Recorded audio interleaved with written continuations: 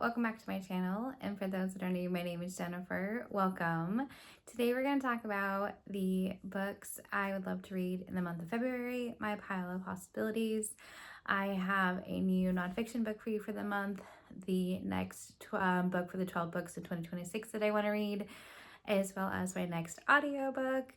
And then from there, we'll talk about the books that I'm carrying over for them from the month of January. So I definitely didn't get as many read as I'd like to, which always happens. So many options and possibilities. So let's first start off with the book club book that I am part of, Books and JM's Patreon group. That is called The House of Eve. And so we're going to read that book. And let's see, that is by Sadeqa Johnson. And so it's a historical fiction book. So hopefully I like that one. That is the one book club book that I'm going to read. I got it from checking it out from the library. I don't quite have it yet here, but I will pop up a picture so you can see what that one looks like. So hopefully we'll see if I get that one read, if I like it. Now moving on to all of my physical books that I have. The first one is my nonfiction for the month. I have Feel the Fear and Do It Anyway. This is by Susan Jeffers. This is kind of a classic nonfiction, and it has been around for a very long time. It's been updated a few different times, but I'm excited to see what this one has to offer. It is a shorter book because I am still reading my first nonfiction for the year, which is a longer one for me. So hopefully I'll get that done before the end of the month. If not, we'll carry it over and continue on with my nonfiction for the year. So this is the second one that I'd like to get to in February. So moving on to then the audiobook that I have that I'm going to be reading.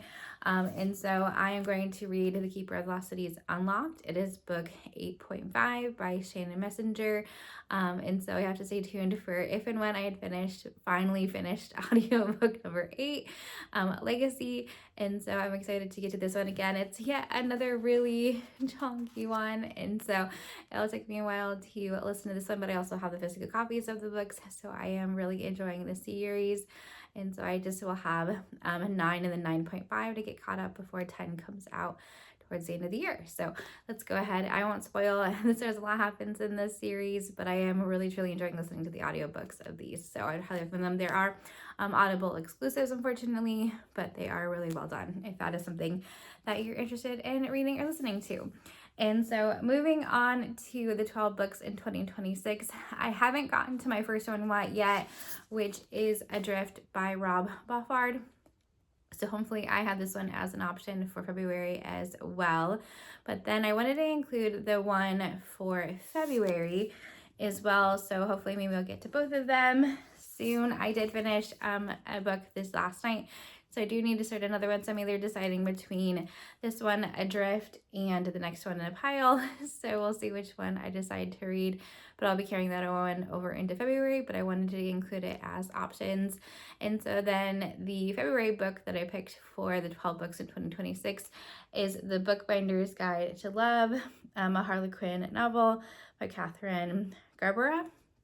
And so I'm excited to see what this one is like. It says it's a witchy, witty, wickedly sexy tale about love, books, friendship, and the unexpected connections that bind us together. This is bookbinding, a verb, the art of creating something magical out of fabric, leather, and paper. And so it says, as a lonely foster kid, Serafina Contes' refuge was handmaking journals and writing her wishes within these pages.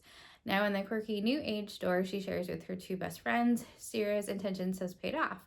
Her journals are in the spotlight and rumored to manifest great things. Whether it's witchy skills, real magic or not, Sierra is finally ready to be the leading lady of her life story. Until her plot hits a twist. After the death of her mentor, Ford Sitwell, all the loneliness and insecurity of her past returns. The only balm is a box of antique books he left to her. But Ford's suspicious, brooding grandson Wes is ready to think the worst of her, the second to forget it. Sierra won't give Wes the book so easily, but it's her clear he's seeking something more, an emotional connection no book can replace. So she offers a deal, work in her store for 6 weeks, and in the return she'll help him get closure for showing memories of his late grandfather. Yes, Wes seems grumpy, but actually he's hot and maybe kind deep down, maybe. And when desire and vulnerability works their charm, Sarah begins to wonder if the best stories aren't the ones you intend, but the ones that you make where you'll at least expect it. So, sounds cute. It's on the shorter side, but it just sounds like a good February Valentine's Day kind of book. So, let's go ahead and give this one a shot as well. Excuse me. But then now moving on to 3 more books that I'm carrying over from January. One of them is The Book of Speculation by Erika, Swyler. And so this one looks interesting as well. So it looks like, so we talked about it earlier, but one day a mysterious old book arrives in Simon Watson's doorstep on Long Island Sound. Filled with elaborate scripts, sketches, and whimsical flourishes, it tells of dooms, lovers, and generations of circus mermaids who had drowned. Just looks like Simon's mother on July 24th, which is just weeks away. As his childhood friend and fellow librarian Alice looks on with alarm, Simon becomes increasingly worried about his sister who ran off to join the circus 6 years ago. Could there possibly be a curse on his family? What secrets are hidden in the fantastical book? And what will these secrets doom or save the remaining Watsons? It does have beveled edges, which I don't care for, but hopefully we'll see if I like this one or not. Sounds interesting.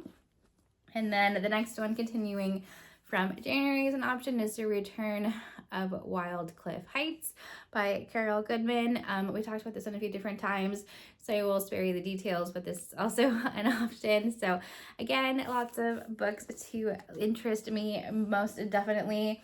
And then the third book from the pile from January is The Harry Potter and the Sorcerer's Stone, which is the first book in the Harry Potter series, the illustrated versions. One of my reading goals this year is to read the illustrated versions, reread the Harry Potter series. I still haven't decided if I want to listen to it and look at the pictures and illustrations at the same time, or if I want to read it. Maybe I do a mixture of both, so come along. Hopefully this will be a great reread for me. I have not read the illustrated version, so I'm excited to get into these and see what I think, as these are pretty big and pretty heavy, but they should be a fun read for me for sure. And so moving on to the last book they have as an option for February is The Names by Florence. This is a gay library book. This is one of the books I have checked out, and so this is a book that I'm interested in for sure. Hopefully it might be thought-provoking, compelling, and says, in the wake of a catastrophic storm, Cora sets off with her 9-year-old daughter, Mia, to register the birth of her son.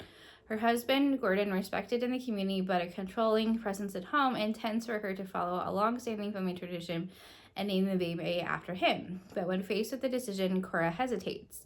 Spanning 35 years, what follows are 3 alternate and alternating versions of their lives, shaped by Cora's last-minute choice of name.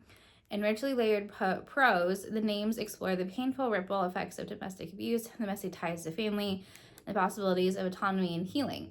Through a prism of what-ifs, Florence Knapp invites us to consider, that's the author, one precious life we are given. Full of hope, this is a story of 3 names, 3 versions of a life, and the infinite possibilities that a single decision can spark. It's a story of one family, love's endless capacity to endure no matter what fate has in store. Oh, so it could be heart-wrenching. So it could make me cry. So we'll see how if I get invested in this one. I've heard really good things. Sounds very up my alley for a good story to be told. So it is the first book by this author that I'm reading. So we'll see if I like their writing style as well. So those are all of the possibilities of books that I can read in February. Again, so many choices.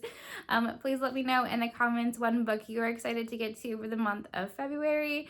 If you have any recommendations, I would love to hear them below. And please have a great rest of your day and enjoy February. Have a great rest of your day. Bye.